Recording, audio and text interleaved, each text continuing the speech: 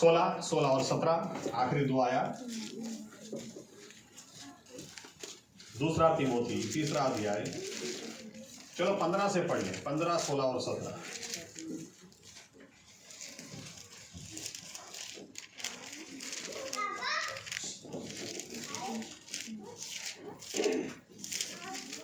અને વળી તું બાળપણથી પવિત્ર શાસ્ત્ર જાણે છે, તે પવિત્ર શાસ્ત્ર ઈસુ ખ્રિસ્ત પરના વિશ્વાસ દ્વારા તારણને સારું તને જ્ઞાન આપી શકે છે, તે પણ તું જાણે છે।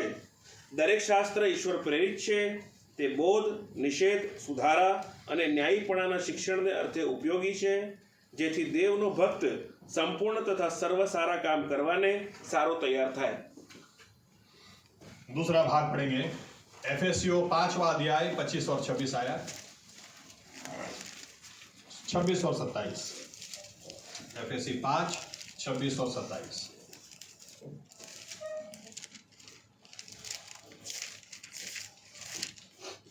એ સારું કે વચન વડે જળ સ્નાનથી શુદ્ધ કરીને ખ્રિસ્ત મંડળીને પવિત્ર કરે, અને જેને ડાઘ, કરચલી કે એવું કંઈ ન હોય, પણ તે પવિત્ર તથા નિર્દોષ હોય એવી મંડળી તરીકે પોતાની આગળ મહિમાવંતી રજૂ કરે। और आखिरी भाग पढ़ते हैं, नहम्या 8वां अध्याय 8 से 12। नहम्या 8, 8 से 12।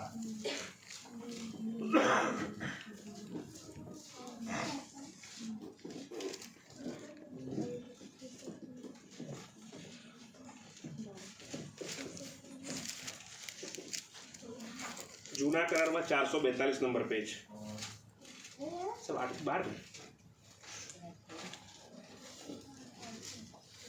તેઓએ દેવના નિયમશાસ્ત્રના પુસ્તકમાંથી સ્પષ્ટ રીતે વાંચી સંભળાવ્યું અને તેમને વાંચેલું સમજાવ્યું।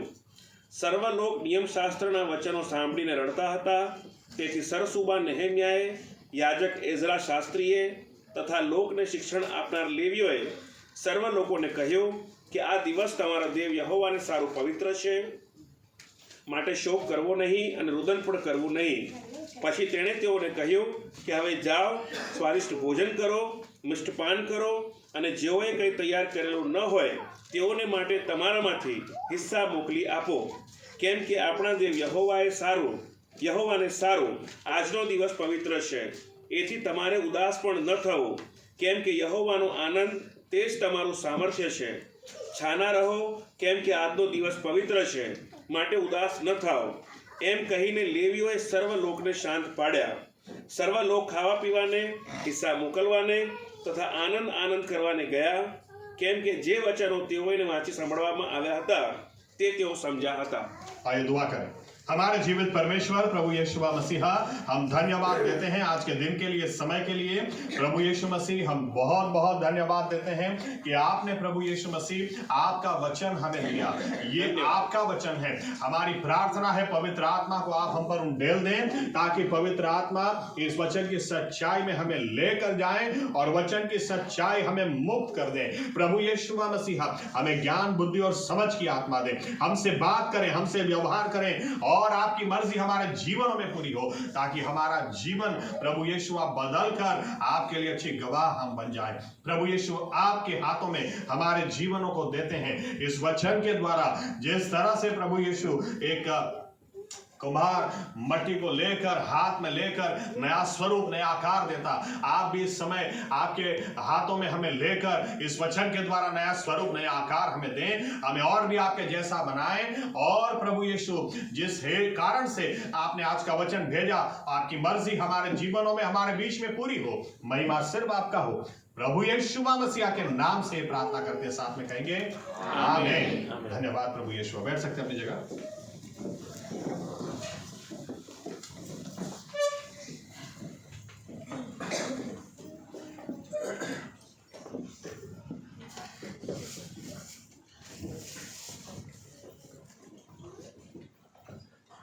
हमारा विषय चेंज नहीं है।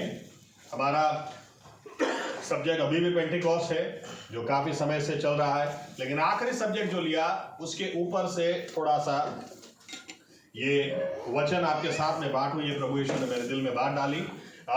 परमेश्वर का वचन, बाइबल क्या कहती है कि हमारे मुंह से जो निकलता है, हमारे मुंह में जीवन है, हमारे मुंह में मृत्यु है। आमीन। हमारी जबान ये हथियार है, बहुत बड़ा हथियार है शैतान के साथ लड़ाई करने के लिए। लेकिन मुंह से कुछ भी नहीं निकलना चाहिए, मुंह से कुछ भी नहीं निकलेगा। बाइबल कहती है जो जबान का जैसा इस्तेमाल करेगा वैसा ही फल वो भुगतेगा। इसलिए हमारे लिए जरूरी इस बात को समझना कि मुंह से वचन निकलना चाहिए। आमीन। और कुछ बातें हम देख चुके हैं, आज उससे थोड़ा हट के आगे बढ़ना चाहते हैं। लेकिन याद दिला दूं, वचन जब आप बोलते हैं तो वचन आपके कान सुनते हैं। और बाइबल बताती है, रोमनों की पत्री 10 और 17 ऊपर भी जाएंगे तो लिखा है, अगर कोई बोलने वाला नहीं होगा तो लोग सुनेंगे किस तरह से, और जब सुनेंगे नहीं तो विश्वास किस तरह से करेंगे। यानी सुनने से विश्वास आता है। आमीन। आमीन। आप में कभी भी विश्वास की कमी हो तो आप वचन को उठाकर जोर जोर से बोलना शुरू कर दें, या तो फिर आप किसी आत्मिक व्यक्ति को सुनना शुरू कर दें, ताकि जब कान में ये शब्द पड़ेंगे मसीह का वचन सुनने से, और सुनने से ही विश्वास बढ़ता है। आमीन। आमीन। ओके, ये बातें हम देख चुके हैं। आज मैं इस विषय पर जाना चाहता हूं, बाइबल रीडिंग बहुत जरूरी है। क्योंकि पहले रीड तो करो, पहले पढ़ना तो सीखो, या तो पढ़ो तो सही, पढ़ेंगे तो बात की बात बाद में होने पाएगी। आमीन। किसी को भी सुनोगे, आज लोग सुनते हैं लेकिन खुद बाइबल पढ़ते नहीं है, तो इनको पता ही नहीं है कि बाइबल में ये लिखा भी हुआ है कि नहीं लिखा हुआ है। ओके, एक व्यक्ति मुझे आकर पूछते हैं किधर लिखा है नए नियम में कि पास्टर का हमको सुनना चाहिए, किधर लिखा, हमने तो आज तक नहीं पढ़ा है। अरे तुमने नहीं पढ़ा तो तुम्हारी गलती है भाई। इब्रानी 13वां अध्याय निकालो, वहां पर बाइबल कहती है कि जो तुम्हारे आत्मा की रखवाली करते हैं उनको अधीन रहो, लिखा हुआ है। आपने नहीं पढ़ा, आपको नहीं पता, तो बाइबल कहती है ज्ञान के अभाव की वजह से मेरे लोग नाश में जाते हैं। आज लोगों को सुनते हैं लेकिन बाइबल खुद नहीं पढ़ते हैं, जबकि बाइबल हमें यूं कहती है, बाइबल के खुद के बारे में, याकूब का पहला अध्याय 22वीं या तो 20वीं आयत से आगे पढ़ोगे तो लिखा है ये वचन है ना आईने के समान है। ये वचन को पढ़ना यानी आईने में अपने आप को देखना। जो अपने आप को आईने में नहीं देखता वो अपने आप को पहचान ही नहीं पाता है। उसको पता ही नहीं है मेरे बाल में चोटी खड़ी हो गई है, आंखों में कचरा है। अरे आईने में देखना पड़ता है। कभी भी आपने किसी औरत को ऐसा नहीं देखा होगा, सुना भी होगा, मस्त तैयार हुई बिना आईने के। आईने के बिना वो तैयार हो नहीं सकता। आमीन। बाइबल है वो हमारा आईना है, बिना आईने के हमारा जीवन कभी तैयार नहीं हो सकता है। आमीन। ये ध्यान में रखें। बाइबल हमको क्यों पढ़ना है? क्योंकि बाइबल परमेश्वर का वचन ये परमेश्वर ने हमको दिया हुआ आईना है। फिर क्या होता है पता, देखो अगर आप खुद आईने में नहीं देखते तो फिर कोई ना कोई आपको आईना दिखाएगा, फिर तब अच्छा नहीं लगता है, तब अच्छा नहीं लगता है। लेकिन आप खुद बाइबल पढ़ो, क्योंकि क्या लिखा हुआ है, दरेक शास्त्र, जो आयत हमने पढ़ी 2 तिमोथी, दरेक शास्त्र all scriptures is God breath. हर एक वचन जो परमेश्वर ने इस वचन में दिया है, हर एक वचन वो परमेश्वर प्रेरित है, वो हमें दिया गया है। हर एक वचन यानी हर एक वचन। आज कई लोग बोलते हैं पुराना नियम तो पुराना हो गया, पुराना नियम छोड़ देने का। अरे तुमको यही नहीं पता, इनको पूछोगे ना क्या पुराना हो गया, चलो दिखाओ। क्योंकि बाइबल कहती है हजकीएल के 37वें अध्याय में, हड्डियों को जोड़ के मैं वापस जान डालूंगा। परमेश्वर ने ये 1948 में पूरा किया, इजराइल देश को वापस स्थापित किया। कौन सा पुराना हो गया? इनको ये नहीं पता क्या पुराना हो गया, बस पुराना हो गया। अरे तुम पुराने हो गए भाई, ये तो पता होना चाहिए कि पुराने नियम में क्या पुराना हो गया। परमेश्वर को भी पुराना करके कई लोग बैठे हैं। बाइबल बताती है परमेश्वर बाइबल का जो पहले था आज भी वही है। आमीन। वो कभी नहीं बदलता। आपको बाइबल नहीं पढ़ने के इतने सारे विश्वासी लोगों के पास बहाने होते हैं, लेकिन कुछ बातें आज मैं आपके सामने रखना चाहता हूं। हमारा सबसे पहला इंटरेस्ट बाइबल पढ़ना होना चाहिए। पर क्यों? क्योंकि ये परमेश्वर का वचन है। बाइबल हमें यूं कहती है क्या लिखा हुआ है? जो 4 बातें हमने पढ़ी, ऐसा लिखा हुआ है, वचन परमेश्वर ने क्यों दिया? Every scripture is God breath. ये वचन के अंदर 15वीं आयत में पौलुस तीमोथी को क्या बोलता है? बचपन से तू जानता है कि उद्धार के बारे में ज्ञान देने के लिए शास्त्र काफी है। आमीन। बस उद्धार का ज्ञान चाहिए तो इधर उधर मत भटको, उद्धार का ज्ञान वचन से मिलेगा। आज मैं आयतें काफी दूंगा आपको, आप लिख लेना, घर जाके अच्छी तरह से पढ़ लेना। यीशु मसीह खुद बोलते हैं यूहन्ना 5:38 और 39 के अंदर, यीशु मसीह बोलते हैं कि तुम शास्त्रों को दिन रात खोजते हो क्योंकि तुम्हें पता है वह शास्त्र से ही अनंत जीवन तुम्हें मिलेगा, लेकिन यही शास्त्र तो मेरे बारे में गवाही देते हैं और मेरा तो तुम सुनते नहीं। इन शॉर्ट यीशु मसीह यूहन्ना 5 और 39 में क्या बोलते हैं? अगर कोई सीरियस है, अनंतकालिक जीवन के लिए सीरियस है, तो वो बाइबल पढ़ेगा ही, क्योंकि इस वचन से ही अनंतकालिक जीवन मिलता है। आमीन। क्यों अनंतकालिक जीवन वचन से मिलता है? सबसे पहला कारण, सबसे पहली बात मैं आपके सामने रखता हूं। क्यों? क्योंकि यूहन्ना 17 और 3 में यीशु मसीह ने बोला, सच्चे परमेश्वर को जानना ही अनंत जीवन है। आमीन। आमीन। तो सच्चे परमेश्वर को जानना ही अनंत जीवन है। तो ये बाइबल हमें उस परमेश्वर की पहचान देता है। अगर आप बाइबल पढ़ोगे, इसलिए लिखा गया 4 बातों के लिए बाइबल दिया गया। 4 कौन सी बातें? वहां पर लिखा 2 तीमोथी 3:16 में। सबसे पहले, हिंदी में मुझे नहीं पता कौन सा वर्ड है, इंग्लिश में डॉक्ट्रिन है, गुजराती में बोध है, यानी सिखाने के लिए। लेकिन किस बारे में सिखाने के लिए? What is your doctrine? क्या सिखाना?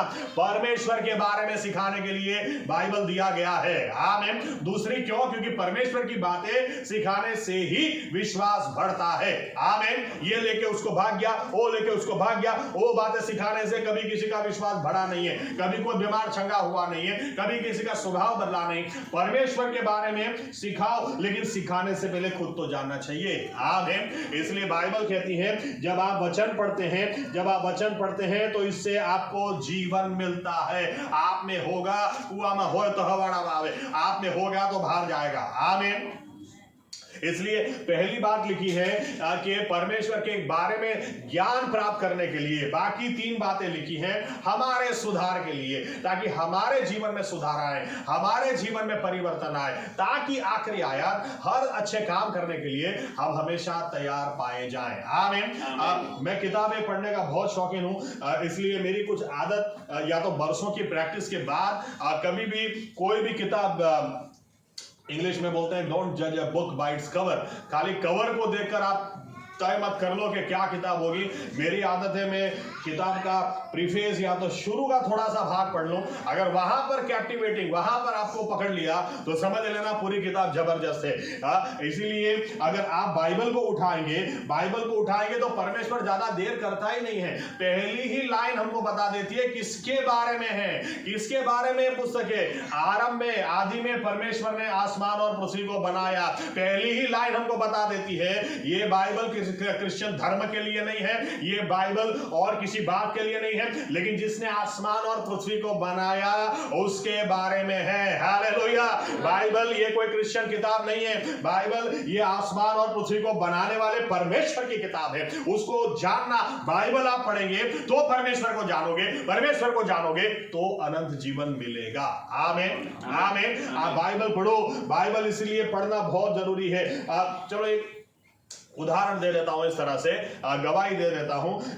मैं शुरू में जब उधार पाया, शुरू में मैं कई बार लोगों से क्या सलाह देता था। एक बार एक उदाहरण के तौर पर एक शराबी के साथ में बैठा था, तो मैंने उनको ऐसे सलाह देना शुरू किया कि देखो, आपको दारू छोड़ने का नहीं है, पूरी बात सुनना, नहीं तो नहीं पीने वाले को भी पीने की इच्छा हो जाएगी। हाँ, मैंने उनसे यूं बोला कि आपको दारू छोड़ना नहीं है, आपको दारू छोड़ने की कोई जरूरत नहीं है, लेकिन आप दिन रात बाइबल पढ़ना शुरू कर दो। क्यों? क्योंकि चलो और एक उदाहरण देता हूं। एक दादा अपने बच्चे को, अपने पोते को कहानी सुना रहे, और दादा बोलते हैं, बेटा हर इंसान के अंदर एक अच्छा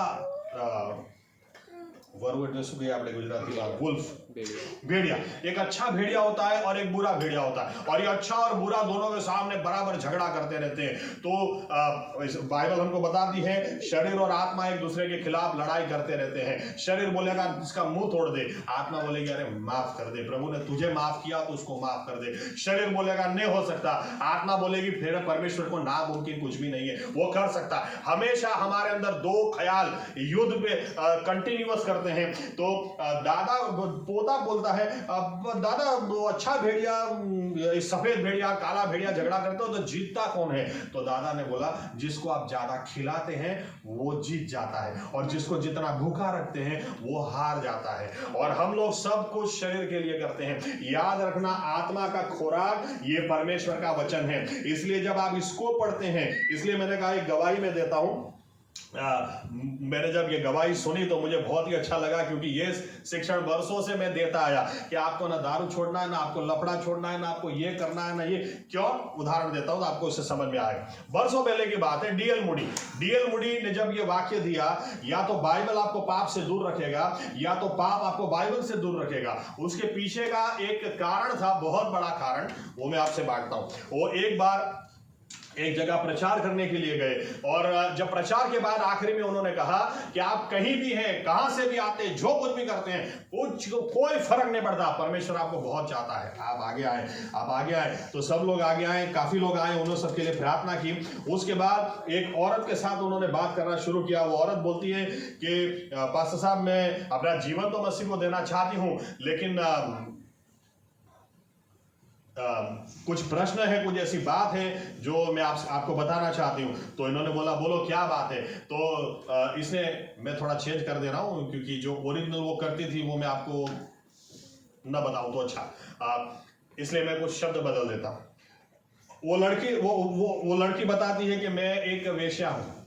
तो डीएल मूडी उनको क्या बोलते हैं, अच्छा कोई बात नहीं, तुम्हारा धंधा चालू रखो, लेकिन बाइबल पढ़ना आज से स्टार्ट करो।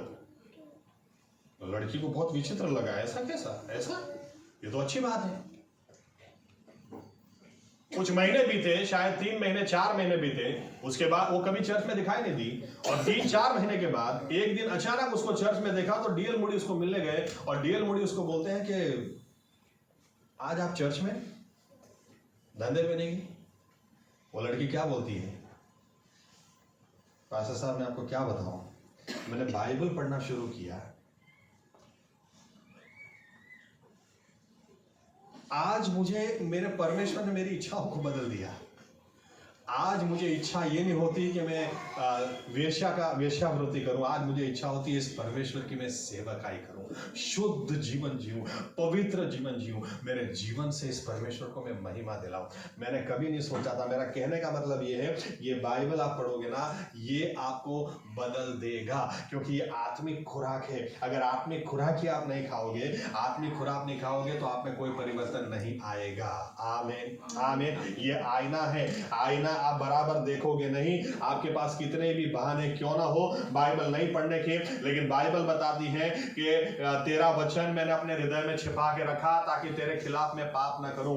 बाइबल कहती है भजन संहिता 119 और 9 के अंदर, जवान आदमी अपने आप को शुद्ध कैसे रख सकता है? जब आज चारों बाजू लफड़ा लफड़ा लफड़ा लफड़ा लफड़ा, एक आदमी अपने आप को शुद्ध कैसे रख सकता है? बाइबल कहती है इस वचन को अगर तुम दिन रात पढ़ोगे और सावध रहोगे तो अपने आप को तुम इस संसार से अलग रखने पाओगे। बाइबल कहती है इसी वचन के बारे में लिखा है कि ये वचन परमेश्वर ने इसलिए दिया ताकि इस वचन के द्वारा, ये ब्यूटी पार्लर है। ये बाइबल बताती है एफएसियों 5:26-27 में जो हमने पढ़ा, कि वचन को परमेश्वर ने दिया ताकि हमें महिमावन करे, इस तरह से हमें बदल दे कि हम स्वर्ग में जाने के लायक हो जाएं, हम स्वर्ग में जाएं और इतना महिमावन कि प्रभु यीशु हमको देखकर खुश हो जाए। याद रखना जब भी शादी होती है, तो शादी दूसरे लोगों का मैं नहीं जानता, लेकिन क्रिश्चियन लोगों की जहां शादी होती है तो ब्यूटी पार्लर का पैकेज वो लड़का ऑफर करता है, लड़के को उसका पैसा देना पड़ता है। ओके, हमें उधर उल्टा चलता है। यहाँ पर लड़की वाले दहेज नहीं देते, लड़का पैसा देकर लड़की को लेकर आता है। ओके, लड़के वाले पैसा देते हैं। क्यों? क्योंकि यीशु मसीह अगर हमें अपनाना चाहते थे तो यीशु मसीह ने अपना सब कुछ छोड़ा कन्या को प्राप्त करने के लिए। आमीन। ये नियम चलता है। एनीवे, इसलिए अगर लड़के को शादी के दिन लड़की कितनी सुंदर चाहिए, उसके लिए वो पैसा खर्च करता है। ओके, मैंने आपको कुछ उदाहरण दिए, लेकिन आज टॉपिक ऐसा है तो मैं रिपीट करता हूँ। शादी के पहले हमारा भी ब्यूटी पार्लर का खर्चा था, तो मुझे करना नहीं था, तो मैंने मेरी वाइफ को उस वक्त, तब तो होने वाली वाइफ थी, तो मैंने बोला तू इतनी सुंदर लगती, तो बोलती अच्छा एक पैसा खर्चा नहीं करना है, करना ही पड़ेगा। और लड़का तय करता है कि मुझे शादी के दिन लड़की कितनी सुंदर चाहिए, उतना खर्चा वो करता है। आमीन आमीन। शादी की ड्रेस भी वो देता है। ओके, कौन सा गांव में देखना है, कितने का गांव में देखना है, 20,000, 2 लाख, 2.5 लाख हीरे जड़ित, वो लड़का तय करता है मुझे कितनी सुंदर देखनी है। और कई बार लड़कियां बहुत जिद करती है, वो 2.5 लाख वाला ले दो ना, तब 2.5 देने की इच्छा हो जाए।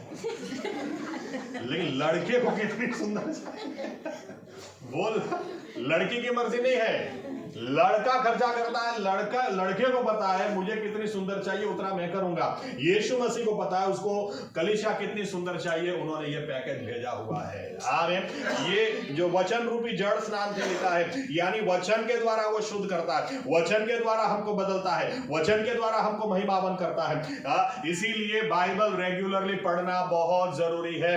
बाइबल जब आप पढ़ते हैं तो आप बिना बदले रह नहीं सकते। आग के करीब जाओ और आपको गर्मी न लगे, ऐसा हो नहीं सकता है। बाइबल अगर आप पढ़ोगे तो आप बदलोगे बदलोगे बदलोगे, जरूर बदलोगे। बाइबल हमें यूं कहती है कि वचन परमेश्वर का वचन है जो हमें स्वर्ग के लिए तैयार करता है। आमीन। या और कोई पैकेज परमेश्वर ने नहीं रखा है, परमेश्वर का वचन। इसलिए आप कलीसिया में भी जाओगे तो उस कलीसिया में जाओ जहां परमेश्वर का वचन बांटा जाता है, जहां कहानियां नहीं, इधर का उधर उधर का इधर, क्योंकि परमेश्वर का वचन हमारे विश्वास को बढ़ाता है, परमेश्वर का वचन हमें शुद्ध करता है, परमेश्वर का वचन हमें पवित्र करता है। परमेश्वर के वचन को आप पढ़ो, दिन रात पढ़ो, ताकि हमारे जीवन में सबसे पहले, जो मैंने कहा, सबसे पहली बात क्या है कि आपका परमेश्वर कैसा है उसको जानो। वचन किस लिए दिया गया?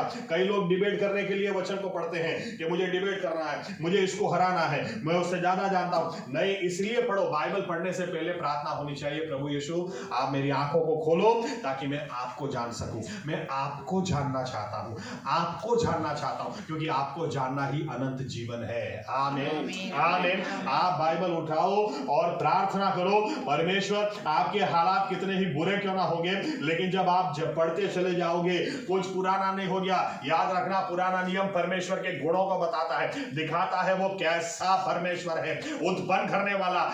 समंदर के किनारे एक समय जब मैं खड़ा था, मैं खुद खड़ा खड़ा सोच रहा था कि समंदर की लहरें आती हैं, यहां से वापस चली जाती हैं। एक समय कुछ भी नहीं था, लेकिन परमेश्वर ने कहा जमीन समंदर से बाहर आ जाओ, और बाहर आ गई। ये परमेश्वर के बारे में बाइबल हमको बताती है।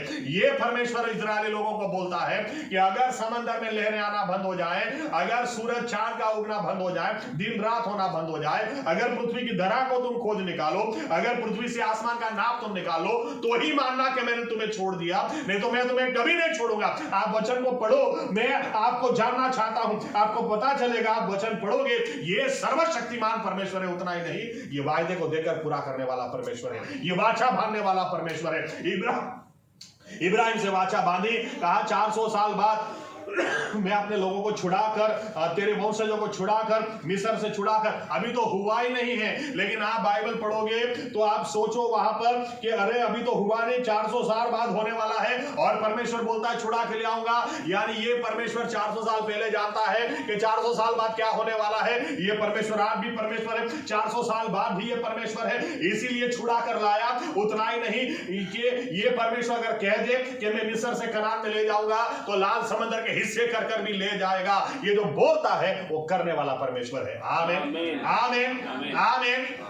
मुझे दुख होता कई बार हमारे चर्च के लोग ताली भी ढंग से नहीं बजाते हैं, लेकिन आप बाइबल रेगुलरली पढ़ोगे ना, ये परमेश्वर की बात है।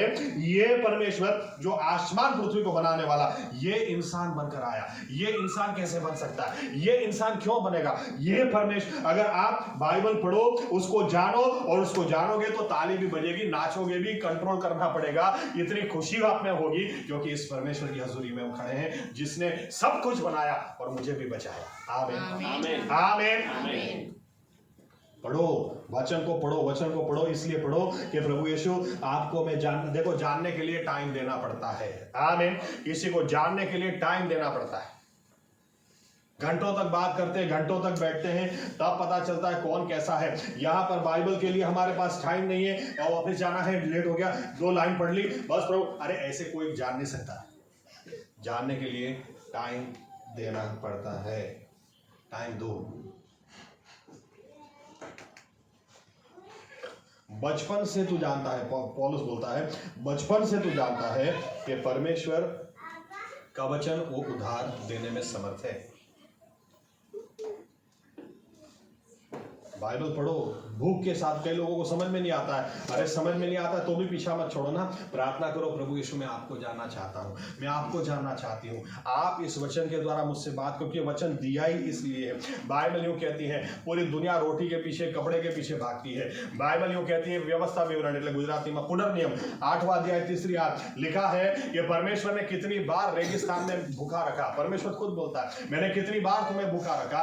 टाइम से खाना इसलिए मैंने नहीं दिया ताकि मेरी इच्छा थी कि उस वक्त तुम समझ नहीं पाओ कि इंसान सिर्फ रोटी से नहीं जीता है, लेकिन हर समय जो परमेश्वर के मुंह से वचन निकलता है उस वचन से वो जीता है। Hallelujah hallelujah. वचन को पढ़ो, वचन को पढ़ो। ये ब्यूटी देखो, ब्यूटी पार्लर में कोई जाता है तो ऐसा कैसा बाहर नहीं आता है।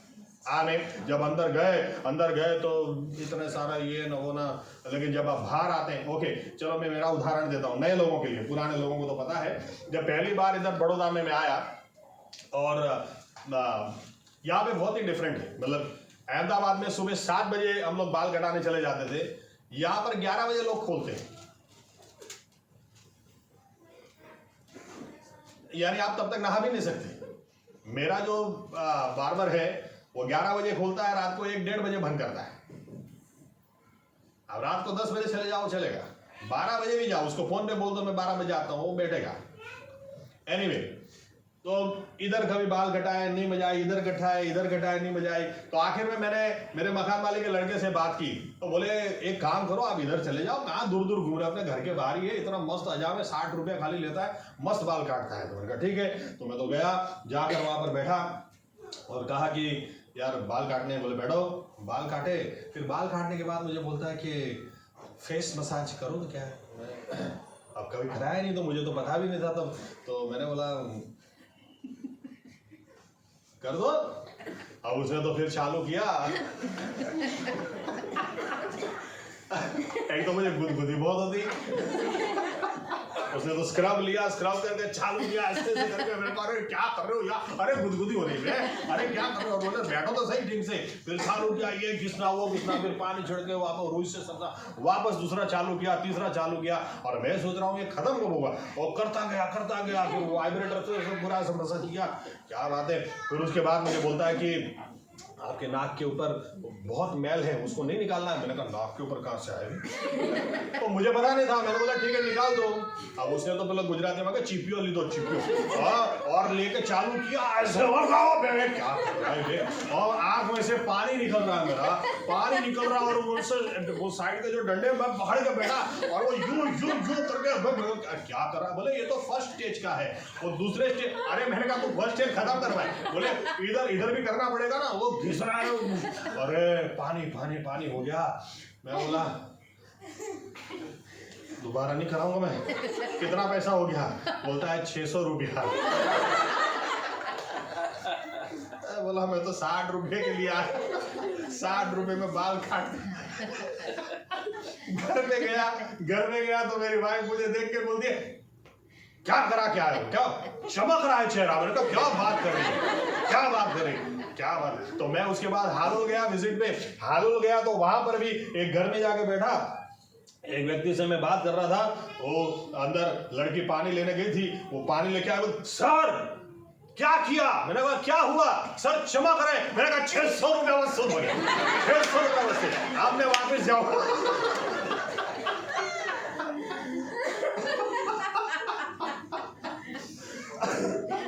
तब ये बात मुझे ख्याल आई, देखो बाइबल भी है ना ब्यूटी पार्लर जैसा है। आप निराश हैं लेकिन उठाओ, ब्यूटी पार्लर में जाओ, ये है ना ये स्क्रब भी करेगा, ये आपको हंसाएगा भी सही, ये आपको रुलाएगा भी सही, लेकिन जब आप इस पार्लर से बाहर आओगे तो लोग कहेंगे चमक रहा है। बाइबल कहती है मेरा परमेश्वर, दाऊद बोलता है, मुझे शांत पानी के पास ले जाता है, लेकिन वहां जाकर वो मुझे तरोताजा कर देता है, फिर मैं वैसा का वैसा नहीं रहता हूं। इसीलिए बाइबल बताती है जब इजरायली लोग 70 साल के बाद गुलामी में से वापस आए, और वापस आने के बाद क्योंकि 70 साल बाबेल में रहने के समय इन्होंने वचन को नहीं सुना था, इसलिए बाइबल कहती है एक ऊंचा सा प्लेटफॉर्म इन्होंने बनाया, सभी इजरायली प्रजा को बुलाया और वहां से एजरा ने वचन पढ़ना शुरू किया। नहम्याह 8वां अध्याय आप घर जाके पढ़ना शुरू का भाग, वहां पर लिखा है कि इसने जो वचन पढ़ना शुरू किया, लिखा है सभी लोग खड़े हो गए। यहां से हमने ये प्रैक्टिस डाली है कि जब वचन पढ़ा जाए तो आप अपनी जगह खड़े हो जाओ, उस तरह से वचन को आप मान दो।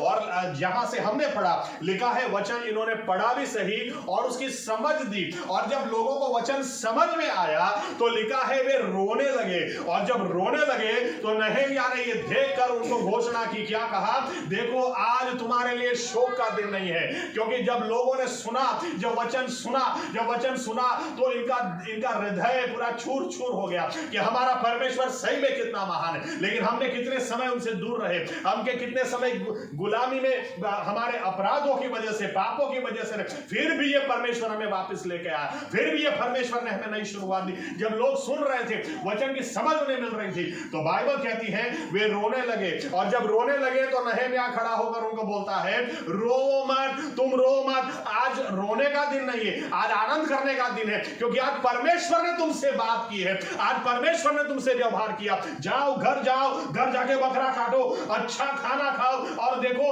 पड़ोस में अगर खाना नहीं हो तो उसको भी खाना खिलाओ। मेरा कहने का मतलब यह है कि अगर आप बाइबल पढ़ते हैं, आप आपके रूम के अंदर निराशा में गए, लेकिन अगर परमेश्वर आपसे मैं एक बात कन्फेस करूं, मैं अगर सोचूं कई बार कि मैं उपवास करूंगा, 3 दिन के उपवास मेरे से होते नहीं है। क्यों नहीं होते, मैं कारण भी देता हूं।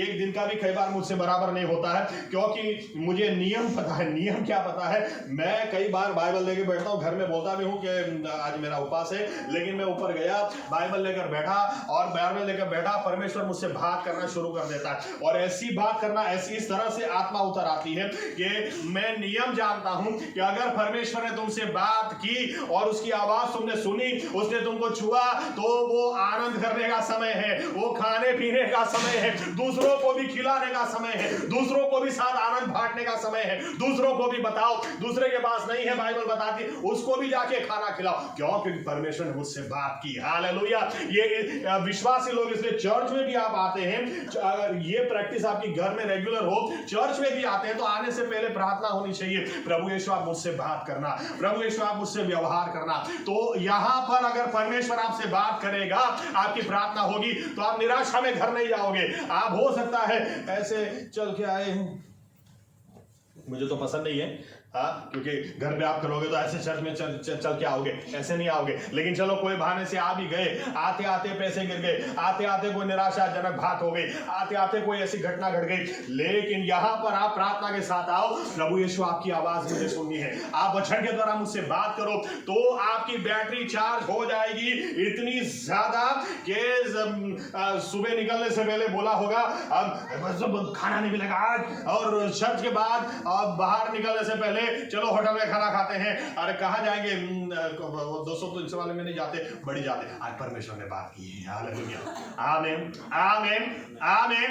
इस तरह से क्यों? क्योंकि बाइबल कहती है ये हमारा ब्यूटी पार्लर है, यहाँ पर आप चमकोगे ही, वचन को पढ़ोगे, चमकोगे ही। मैं कितनी बार उपवास करके बैठता हूँ और परमेश्वर इस तरह से मुझे बात कर देता है कि फिर मैं उपवास खत्म। क्योंकि उपवास किस लिए किया जाता है? मुझे आप करीब खींचो, मुझे आप बताओ, इस प्रश्न का मुझे समाधान दो, मेरी ये जरूरियात आप किस तरह से पूरी करोगे, मुझे क्या करना चाहिए। क्या अगर परमेश्वर उतर आए और आपसे बात करे, तो बाइबल कहती है कि आंख में आंसू जरूर आ जाए, लेकिन वो रोने का समय नहीं है, वो मेजबानी नो समय चले।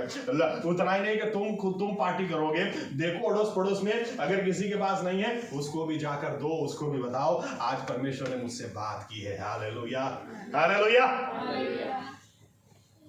आपका बाइबल रीडिंग इस तरह से होना चाहिए कि ये आप ध्यान में रखें। ब्यूटी पार्लर मुझे कई बार भक्त सिंह साहब की याद आ जाती है। वो घुटनों पे इतना समय बिताते थे, वो बाइबल इतना पढ़ते थे कि लाइट कई बार फिर बंद कर देते थे और बंद करके थोड़ा प्रार्थना करते थे, वापस लाइट चालू करके आईने में देखते थे, फिर बोलते थे नहीं यार इतनी चमक नहीं है, थोड़ा बाइबल और पढ़ो, थोड़ी प्रार्थना और करो। फिर उनके बारे में लिखा गया है जब वो आईने में अपने आप को देखे और एकदम चौंक जाए ये चमक वाली, तब घर के बाहर वो कदम रखते थे और तब जाकर दूसरों को मसीह के बारे में बताते थे, क्योंकि ये हमारा ब्यूटी पार्लर है। आमीन आमीन। लोग पूछने जाइए कौन से ब्यूटी पार्लर से आए, ये जो परमेश्वर ने दिया है। Hallelujah hallelujah. ये हर दाग को, बाइबल कहती है हर दाग को मिटा देगा, हर जुर्रियों को हटा देगा। और उतना ही नहीं, आप पर लिखा है ताकि प्रभु यीशु के सामने हम महिमा में खड़े हो सके। अरे हमारी कोई औकात ही नहीं है कि इतने महिमावन परमेश्वर के आगे हम महिमा में खड़े हो सके, लेकिन ब्यूटी पार्लर पैकेज उसने दिया, उसका वचन उसने दिया। ये वचन इस तरह से काम करेगा, इस तरह से स्वभाव को बदलेगा, इस तरह से सुधारेगा, इस तरह से परमेश्वर की पहचान हमें देगा कि हम महिमा में तैयार होने पाएंगे। हालेलुया। आपको कोई चर्च तैयार नहीं कर सकता, कोई पास्टर्स के लिए तैयार नहीं कर सकता, सिर्फ परमेश्वर का वचन। बात निर्णय करो, तय करो, बाइबल में दिन रात पढ़ूंगा, दिन रात रेगुलर। परमेश्वर को जब यहोशुआ को तैयार करना था, परमेश्वर ने यहोशुआ को क्या कहा, इस वचन को दिन रात तू पढ़ना, ये वचन तुझे तैयार करेगा। मूसा की जगह खड़ा रहना बहुत मुश्किल है, लेकिन तू चिंता मत कर, ये वचन जो मैंने मूसा को दिया वो तू पढ़ना, दिन रात इसको पढ़ना, ये वचन तुझे तैयार करेगा। और तैयार किया तो कैसे किया? सूरज को भी बोलता है रुक जा, अभी हमको लड़ने का है, रुक गया बोलते हैं। हालेलुया। वचन, ये वचन आपको तैयार करेगा, वचन आपको बदलेगा। आज आपको लगता है विश्वास की कमी है, कोई बात नहीं, लेकिन आप वचन को पढ़ना शुरू कर दो। ये वो ब्यूटी पार्लर पैकेज है जो आपको परमेश्वर की पहचान देगा, ये आप में सुधार लाएगा, आप में परिवर्तन लाएगा। आज आप शायद दारू को छोड़ नहीं पा रहे, लेकिन वचन को ज्यादा पढ़ो, वचन को ज्यादा पढ़ो, अंदर आत्मा को बलवान करो, आत्मा को इतना बलवान करो कि शरीर कहां साथ छोड़ दे, शरीर की आदतें व्यसन कहां साथ छोड़ दे, आपको पता ही नहीं चलेगा। आमीन आमीन।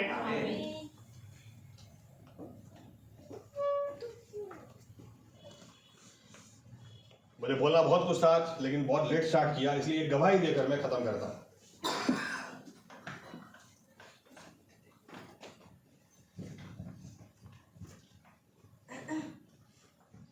मेरे ख्याल से 6-7 साल पहले एक परमेश्वर के दास बड़ौदा में आए थे, उनकी गवाही में देता हूं आपको। वो जेल के अंदर बहुत ही खुकार गुनहगार थे, गुंडा बोलो, मवाली बोलो, जो शब्द इस्तेमाल करो सब उनको लागू होता था। वो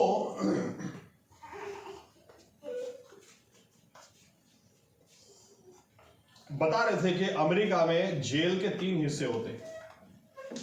आगे के हिस्सों में ऐसे लोगों को रखा जाता है जो 3 महीने की सजा है, 5-6 चोरी लूटपाट। अंदर आप जाओ तो वहां पर थोड़े बड़े गुनहगार जिनको 5 साल की सजा है, 10 साल की सजा है। लेकिन सबसे अंदर के हिस्सों में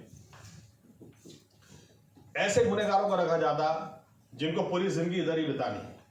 45 साल की सजा, 55 साल की सजा, अभी उतनी तो जिंदगी भी बाकी नहीं, मतलब पूरी जिंदगी इधर ही बितानी है, ऐसे लोगों को सबसे अंदर। और ये लोग इतने खुखार, उनको डर नहीं था कि उनको पता है मरना इधर है, 2 को मार के मरेंगे तो भी क्या है। तो इनको ये अपनी गवाही में बता रहे थे कि इनको नम्र करने के लिए कई बार जो जेल में फर्स्ट भाग है उनके लिए लैट्रिन की व्यवस्था होती थी, सेकंड भाग जो है उनके लिए लैट्रिन की व्यवस्था होती थी, इनके लिए लैट्रिन की कोई व्यवस्था नहीं, खुले में बैठो। तुम अपने आप को बहुत होशियार समझते हो ना, तुमको कोई लैट्रिन की व्यवस्था नहीं मिलेगी, खुले में करो, जाओ। और 1-1 महीने के लिए अलग अलग व्यक्ति को जो ज्यादा दादागिरी करेगा उसको पकड़ के अभी 1 महीने तक तू ये साफ करेगा। तो अपने गवाह में बताते, एक दिन मेरा नंबर लगा, तो साफ करने के लिए हमें एक कागज दिया जाता था, अब सब ने लैट्रिन की हुई है, ये कागज से तुम साफ करो। जब 1 महीने तक ये काम करना होता था, आदमी इतना टूट जाता था, गुंडे से गुंडा, अच्छा से अच्छा गुंडा भी बोलता था नहीं मैं दूसरी बार नहीं करूंगा, ऐसा कौन करे। लेकिन ये अपनी गवाही में बताते हैं कि उन्होंने साफ करना शुरू किया। 1 दिन किया, 2 दिन किया, लेकिन एक दिन साफ करते करते उनकी नजर उस कागज पे गई। तब उनको पता नहीं था कि ये बाइबल का पन्ना है। पुलिस वाले उधर बाइबल फाड़ के देते थे, जाओ साफ करो। लेकिन उन्होंने साफ करने से पहले पढ़ा तो इनको अच्छा लगा, तो उन्होंने उस कागज को जेब में डाल दिया और बोलते मैंने हाथ से साफ किया। दूसरे दिन दूसरा पन्ना दिया, दूसरे पन्ने को मैंने पढ़ा, रख दिया, हाथ से साफ किया। 30 दिन हो गए। 30 दिन के बाद मैंने अपने जेलर से कहा कि मुझे ये काम बहुत अच्छा लगता है, मुझे आप दो ना, क्योंकि मुझे बाइबल का और एक पन्ना पढ़ना था। मैंने कहा ये काम मैं करूंगा, आप किसी को मत देना, मैं हाथ से लैट्रिन साफ करूंगा, लेकिन मुझे एक पन्ना आप फरोज दो। जब वो बड़ौदा आए थे, उन्होंने वो बाइबल दिखाया कि जो उन्होंने पन्ना पन्ना लेकर आज सी के पूरा बाइबल किया था, पूरा स्टिच किया हुआ। उनका एक प्रश्न था, मैं बाइबल पढ़ने के लिए, मुझे नहीं पता था कि ये पढ़ना मैं शुरू कर दूंगा, परमेश्वर मुझे बदल देगा, मेरे जैसे गुंडे मवाली आदमी को भी बदल देगा। मुझे पूरी जिंदगी जेल में बिताना था, लेकिन जब मैंने पढ़ना शुरू किया, मैंने कहा प्रभु यीशु आप सर्वशक्तिमान, अगर आपकी मर्जी हो तो मुझे इस जेल से आप बाहर निकालो, मेरी बाकी की सजा आप माफ करवा दो, मैं दुनिया का कोई गुनाह बाकी नहीं रखूंगा। मैं कोने कोने में जाकर कहूंगा ये परमेश्वर जिंदा परमेश्वर है, ये परमेश्वर आपको बहुत चाहता है। और बोलते अचानक कहां से मेरी माफी के कागजात आ गए पता नहीं, और मुझे माफ कर दिया गया। लेकिन आज जो मैंने कहा था, तय किया था, उसके मुताबिक पूरी दुनिया में मैं घूमता हूं। लेकिन उनका एक प्रश्न था, उन्होंने कहा इस बाइबल का एक पन्ना और पढ़ने के लिए मैं इस हाथ से लैट्रिन को साफ करने के लिए तैयार था। आपके घर में पूरी बाइबल ऐसी की ऐसी रहती है, आप पढ़ते कि नहीं पढ़ते? 30 दिन बाद मैंने अपने जेलर से जाकर कहा कि किसी को काम मत देना, ये काम मैं ही करूंगा, लेकिन मुझे एक पन्ना और दे देना। इस तरह से पूरी बाइबल मैंने पढ़ी। गुंडा भी क्यों ना हो, कैसा भी क्यों ना हो, लेकिन वचन को अगर कोई पढ़ता है वो बिना बदले रह नहीं सकता है। आमीन। क्योंकि परमेश्वर का वचन कभी निष्फल नहीं जाता है। और हमारे पास बाइबल नहीं पढ़ने के इतने सारे बहाने हैं। पता है इब्राहिम ने शुरुआत की, क्यों? सब कुछ छोड़ दिया, क्यों? उसको बच्चा चाहिए था, उसको एक बच्चा चाहिए था। पैसा उसके पास बहुत था, लेकिन उसको एक बच्चा चाहिए था। लेकिन इब्रानी 11वां अध्याय पढ़ोगे, 8, 9, 10 आयत में लिखा है परमेश्वर के साथ चलते चलते अब उसको कुछ समय के बाद फर्क ही नहीं पड़ रहा था, कनान मिलेगा नहीं मिलेगा, कब मिलेगा, बच्चा मिलेगा नहीं मिलेगा, अरे कोई फर्क नहीं पड़ रहा था। बाइबल कहती है उसको परमेश्वर के साथ चलते अब वो कहने लगा तू कहां रहता है, तेरा घर कौन सा है, तेरा राज कौन सा है, मुझे वहां पे आना है। बाइबल है जो सांसारिक जीवन से स्वर्ग के लिए हमको तैयार करती है, परमेश्वर का वचन को। आमीन। स्वर्ग में जाने की बात हम करते हैं, स्वर्ग में जाने के गीत हम गाते हैं, लेकिन पैकेज कितना इस्तेमाल करते हैं वो हम ही जानते हैं। यही वो पैकेज है जो हमें स्वर्ग के लिए तैयार करता है। यही वे पैकेज है, ये परमेश्वर का वचन जो हर दाग को निकालता है, झुर्रियों को निकालता है, हमारी कमजोरियों को हटाता है, और परमेश्वर भी हमें देखकर खुश हो जाए ऐसा हमें बनाता है। आमीन। इसलिए बाइबल कहती है सारा वचन, all scripture is God bread, पूरा उत्पत्ति से लेकर प्रकाशित वाक्य परमेश्वर का दिया हुआ वचन है। ये वचन परमेश्वर ने दिया ताकि हम परमेश्वर को जाने और हम में सुधार आए। आमीन। ये वो ब्यूटी पार्लर पैकेज है जो हमें सुंदरता लेकर आए। लोग बोलेंगे इसको तो मैं जानता था, ये तो इसके मुंह से गालियां के सिवाय कुछ निकलता ही नहीं था। चलो ये बोला तो एक गवाही देकर मैं खत्म करूं। जो मैंने शुरू में कहा, मैं अपने एक दोस्त को लेकर फेथ चर्च के कॉन्फ्रेंस में आया पहली बार 1998 में। तो खाना खाने के लिए लोग बैठे, एक लड़का अकेला था, वो आकर बैठो, हमने बात शुरू की। एक लाइन में 4 गालियां बोल रहा है और मैं और मेरा दोस्त हमको करंट लग रहा है। सीधी बात में भी कहा। फिर मैं धीरे से जाकर जेपी साहब से कहा, साहब ये कितनी गालियां बोलता है? तो जेपी साहब बोलते हैं, मेरे सामने भी बोलते हैं। उसकी आदत है, उसकी बोली ही ये है। लेकिन तुम इसको 6 महीने बाद देखना, ये बदल न जाए तो मुझे बताना। मैंने कहा ऐसा? जेपी साहब इसको इतना ही बोलते थे, देख भाई तू रेगुलर बाइबल पढ़, प्रार्थना कर। और मैं, क्योंकि मैं चर्च में हूं, इसलिए मुझे पता है गाली, एक समय आ गया गाली क्या होती है उसको पता ही नहीं। यहां तक कि वो खुद मुझे बोलता था, यार मुझे सही में आश्चर्य होता है, मैं एक लाइन में 4 गालियां बोलता था। मैं वही हूं। लेकिन अगर आप इस ब्यूटी पार्लर के पैकेज में समय बिताओगे, ये आपको ऐसा बदल देगा कि आपको खुद को भी आश्चर्य होगा कि क्या मैं वही। आमीन आमीन। बाइबल रीडिंग को सीरियसली लो। ये ब्यूटी, देखो ब्यूटी पार्लर में कितना देर बैठना पड़ता है। मैंने कई बार फेस मसाज करवाया उसके बाद, लेकिन फेशियल आज तक नहीं करवाया। वो मेरा हजाम मुझे कई बार बोलता है, यार एक बार फेशियल कराओ। देखो मैं, टाइम कितना जाएगा? 1.5 घंटा पकड़ के चलो। मैंने कहा इतना टाइम नहीं, ये तो 5-10 मिनट वाला कर दे भाई, वो 1.5 घंटे का टाइमिंग। लेकिन मैं सोचता हूँ कई लोग 1.5 घंटा क्या 4-4 घंटा ऐसे बैठ। लेडीज के बारे में बोला जाता है कि 2 ही जगह सीधी रहती हैं, अपने टेलर के सामने और अपने बार्बर के सामने, बाकी सीधी नहीं बैठती।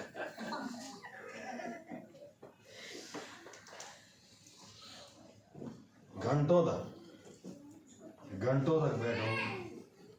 आप बाइबल तो पढ़ के देखो। ब्यूटी पार्लर में 5 मिनट में कुछ नहीं होता, और लोगों को 5 मिनट बाइबल पढ़ने में, अरे ये ब्यूटी पार्लर पैकेज है, टाइम दो। आमीन, टाइम दो। वहां से आप बाहर निकलोगे, लोग पूछने चाहिए कहाँ से आए।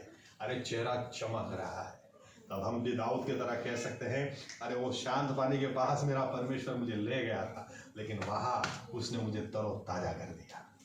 हालेलुया। आइए अपनी जगह खड़े हो जाए।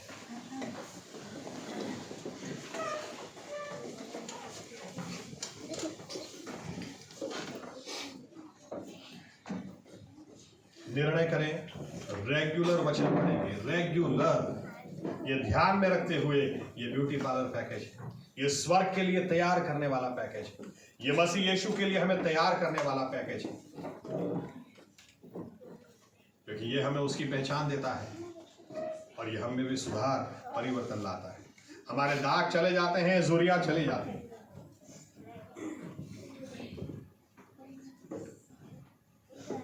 ये हमें विश्वास में बढ़ाता है, ये हमें शैतान के सामने, पाप के सामने अधिकार देता है। ये वचन हमें आनंद देता है, ये वचन हमें खुशी देता है, ये वचन हमें जीवन देता है, ये वचन हमें परिवर्तित करता है।